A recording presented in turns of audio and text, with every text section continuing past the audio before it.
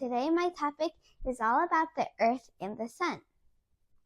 The Earth and the Sun help each other a lot, so that's why every day humans, which is our species, can thrive. Without the Sun, we wouldn't have light, heat, and a lot of other life. The Sun and the Earth is caused and it affects our seasons. And that's why we have the seasons. The 4 seasons, which is summer, fall, winter, and spring, are all affected because of our Sun and Earth working together. So because Earth has a tilt, that means that there's one side of the Earth which is tilted that has cold regions and the other side has hot regions. This will form seasons. So this diagram shows the Earth spinning around in a whole year. And in the whole year, which is an average about 365 days, we have 4 seasons.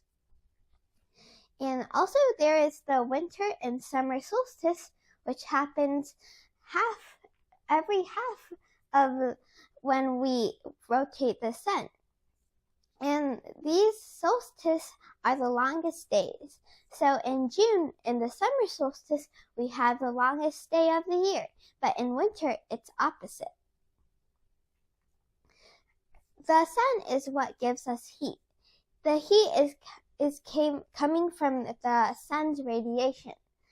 The sun actually produces way more radiation than we think, because even if the Earth is hot now, it is even hotter in space. The sun's radiation will mostly go into the center, causing the equator, which is the middle of the Earth, to be the hottest. So this is the hottest part of the Earth. But how come the northern and southern part that are away from the equator not be as hot?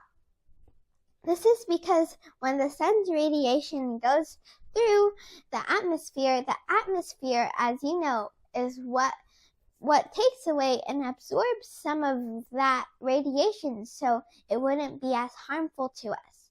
But if it goes northern or southern to the equator, the sun's radiation will have to pass through more of the atmosphere, which makes it a more likely chance to get absorbed.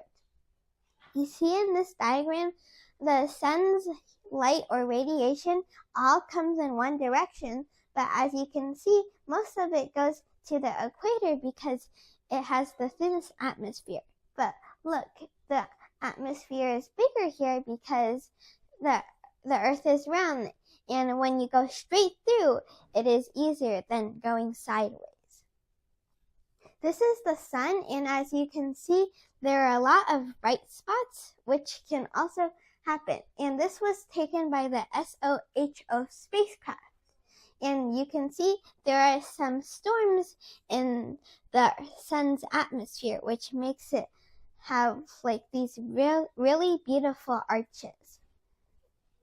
Have you ever seen a solar eclipse? This year, my family and I went to a park to see one, and it was not just a solar eclipse. It was a really special one. It was a totality eclipse. We were lucky enough to have lived in the area of totality, which means it kind of looked like this without your glasses on. So if you looked up at the sun and the moon, you would see the sun's corona. This is because every 18 months on average, the Earth, Sun, and the Moon would line up perfectly. So that means the Moon would be at a perfect angle to block out all the Sun except for the corona, which is its atmosphere.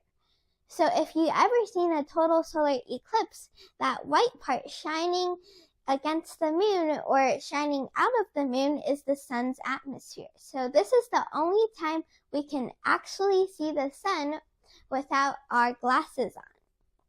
But if we really did need to see the sun, like for the partial eclipse, we would have to use special filters. This is what a partial eclipse looks like through some glasses. And partial eclipses are when the moon passes through the sun, but it doesn't fully cover it because the moon happens to be too close to Earth or too far away from Earth to totally do that total solar eclipse. And an annular eclipse happens rarely because the moon happens to be just too small to cover the whole sun. These are people who are wearing their glasses, and special glasses for watching the solar eclipse.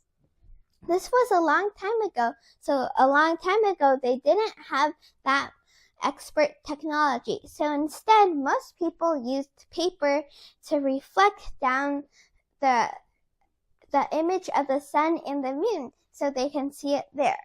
But as you can see, right now we have more advanced glasses, but back then they had paper and they just had a filter that they had to stick on. Solar activity will actually affect our Earth. Even though you think Earth is miles and miles and miles away, the Earth is really powerful. That means it can, when it has solar storms, which means really powerful storms, Earth will be affected.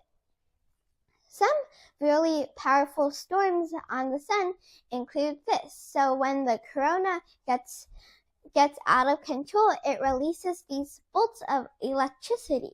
Some may even get to Earth, and that causes really hot days.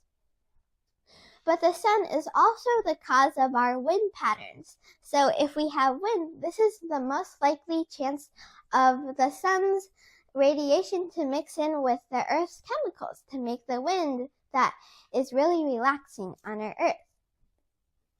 But sometimes these electricity belts will not go through just the equator of the Earth.